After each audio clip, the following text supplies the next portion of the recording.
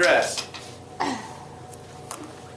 One thing is, the Gettysburg Address, it wasn't like when he gave the Gettysburg Address, people were like, oh my God, this changed America. Today, America is changed. Similarly, when King gave his I Have a Dream speech, it was really cool. And today we're taught that it was a lasting foundational movement in terms of speech writing and oratory. But that's not the case. We have kind of looked back on it, and now we understand why it was so important and what he said was so amazing, both Lincoln and King. And people listened to it, and it was kind of cool. But it's not like the next day people were like, well, King has a dream. Everything's different. And when Lincoln gave the Gettysburg Address, what he said resonated with people who were there. It did not last. It was a couple minutes long, right? But it lays the foundation for the way we see our country today. The way we see our country is nation over union. What does that mean? When you think of union, you're thinking of union of what? States. States. But when you think of nation, you think of nation of people. People, right? A nation of people. And so the idea of the federal government and the concept of nation is foundational now, right? This is what we believe. No one in America thinks, you know what? Kentucky has the right to veto a law from Congress. Now, Ted Cruz in Texas may think that, but for the most part, most Americans reject the notion that the United States are a free country. It's the United States is a free country. What's the difference between that? Yeah, R is plural, right? That we're a bunch of free states. Lincoln made the argument, and the Civil War was the final sort of piece of evidence that we as a nation are one, not a bunch of states put together, right? Remember, up until this point, how many Supreme Court decisions were all about states versus federal rights? A whole bunch of them, right? This is the final decision. The Civil War does this.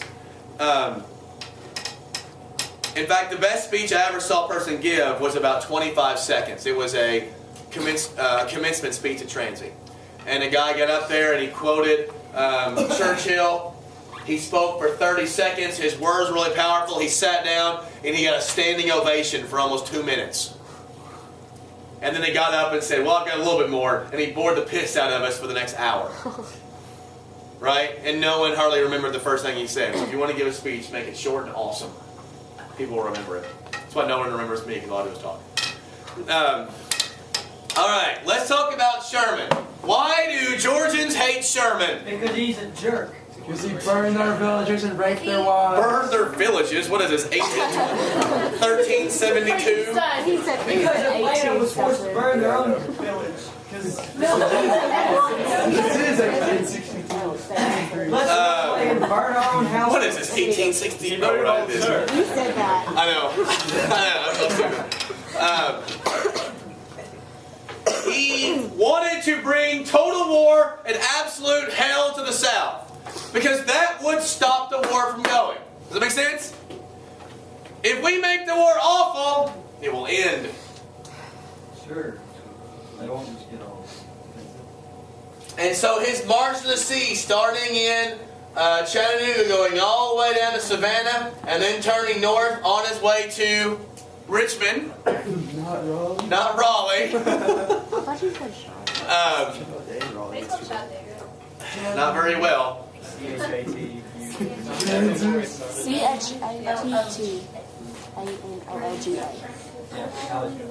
Where did you go to? CHATT. Okay. Went to Raleigh. Okay. Why is Sherman's march to the sea so important politically? Do what? It helped Lincoln win. It helped Lincoln secure his final victory in 1864. Is this about spelling Chattanooga? I'm going to punch you. Where did it? It ended in North Carolina. He was on his way to Virginia. He was just going to burn the South. Did he get killed? Do what? Did he get killed? No. So why did it end in North Carolina? Because the war ended. Okay. They finally, the South surrendered at Appomattox. Now, we talked about Clement Vallandigham. He was the one in Congress who kept demanding an end to this wicked and cruel war. He blasted Lincoln for ignoring the rules of habeas corpus. Did Lincoln ignore the rules of habeas corpus? Yes. Did lots and lots of people die from this war? Yes. So Vallandigham wasn't saying anything that was necessarily untrue, but he was riling people up. And Lincoln would have none of it. So a military tribunal convicted him for treason and banished him to the South. It's not even like. Well, actually, they were going to send him to prison. Instead, Lincoln's banished him to the South. I don't know if that's legal, but at this point, Lincoln didn't care. You're going to find something funny when we get to the first Red Scare after the World War I. Our Attorney General, his name was A. Mitchell Palmer, and we were so scared of communists in America, we actually rounded up communists and we sent them back to Russia. Many of them weren't Russian, and they were American. But we put them on a ship and we sent them to Russia. Now, is that legal? No. Not so much. But when you're the Attorney General, you're the top law enforcement guy in the country. So if the President lets you do it, I guess it's legal. In fact, what President Nixon said is, Nixon said presidents can't commit crimes. He said it's impossible for a president to commit a crime legally. Why would Nixon, what does the president have the power to do? Veto. No, I didn't do anything. Pardon. The president can pardon a criminal, right? So for instance, when West ends up committing a crime in 20 years, we all know she will, she can try to get the president to pardon her and then she goes free. Well, the president can pardon people. How theoretically can he not commit a crime? He can pardon himself. Because he can pardon himself. And Nixon said, since the president has the power to pardon himself, legally speaking, the president cannot commit a crime. Did he pardon himself? That's why he never thought what he did was ever a crime, because he could commit crimes because of his pardon power. Did he ever get convicted? Do what? Did he ever get convicted, or did he just resign? He resigned from office. He was never impeached. In fact, his impeachment was drawn up on July 30th. He was going to be impeached and most likely removed, and he announced his resignation. And then what happened? You know what happened to him about 2 months later? He was pardoned by Gerald Ford. And many people think that part of the deal to get Ford in, because Ford was actually a congressman, he was a House Majority Leader, and then Nixon's VP, a guy named Spiro Agnew, had committed tax fraud, and then he resigned from office, and he brought Gerald Ford to be his vice president, and many people thought that there was a secret deal worked out that if Nixon ever had to leave office, Ford would pardon him for anything he had done. So Ford was the president, and all he had ever done was get elected in a district in Michigan. So, anyway, that was Nixon's theory. So maybe Lincoln didn't commit crimes because he couldn't. But I think that's probably not the case. Okay, let's talk about politics and the woe.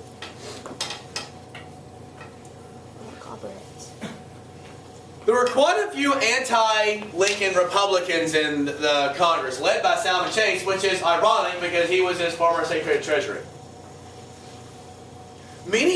You guys think, in your heads, we think, man, Lincoln was so loved and he was the greatest president ever. Everybody liked him because he was a nice guy. Lincoln was always being bashed in the newspapers. Newspapers bashed him constantly. He's stupid. He doesn't have the experience to do this. I mean, think about this. What was Lincoln's experience with politics? He was a lawyer. You can tell us. He had one congressional term 16 years before. How many interruptions is this? 4. 3 phone calls and 3 people there? I'm sorry, I did it right now. This one was my bad. No, remember there was the